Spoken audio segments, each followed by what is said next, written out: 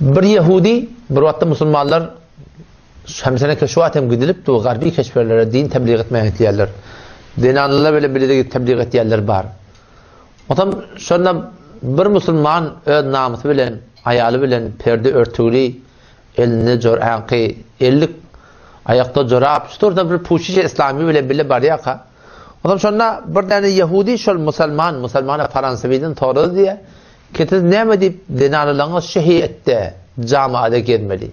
Neme illet betesin şey ihtiyardan. O zaman Müslüman düşündürmeden şimdi diye men bir mesele oraya tanı sen bana cevap verdi diye. Bolya ne mesele olacak? Ona cühünden bir nesene çocuk şokolat çıkardı diye. O tam son bir tane iki değerlerinin de kabığını ayırdı diye. O tam yeri okladı diye. O ne yerdi diye kummollu diye. O tam yamaçlardan yankı çocukları yığınadı diye. Yankı Yahudiye diye her çocuktan hayatı yerini alacak. Onu olaydı diye mesela kaplı çocuk alacak. Ona kapsız almayardın çünkü hafalanıptır. Bulaşıptır. Onunla deyip diye bizim hecabımız aynı bir kap bizim dinanamıda hefazet ettiği herkesin arkasın didinden, herkesin arkasın nezeri bedinden, herkesin arkasın ona varahın gözünün kıyıqılığını deyip metre okuyacak olup yine burada demekten bizim dinanamız şu suratında şu hecab bilen camiada amandan galiye camianın mafazının hakkında deyip.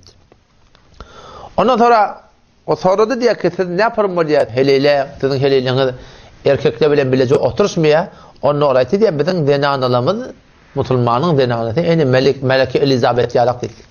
Şu an burada Melike Elizabeth'in yanında barpasar ya, barpasar mı ya ne mi diyor Melike da o böyle kan dereceli onun yanında barcak kotan belli adam barpasar ya onu bizim dinanalımız da her gayti şu Melike Elizabeth yarak erzişli İslam'da değil diye. Her kim barcak olsa bayat çılgın kanun kavanine ora şeriat İslam'a ora bulmalı.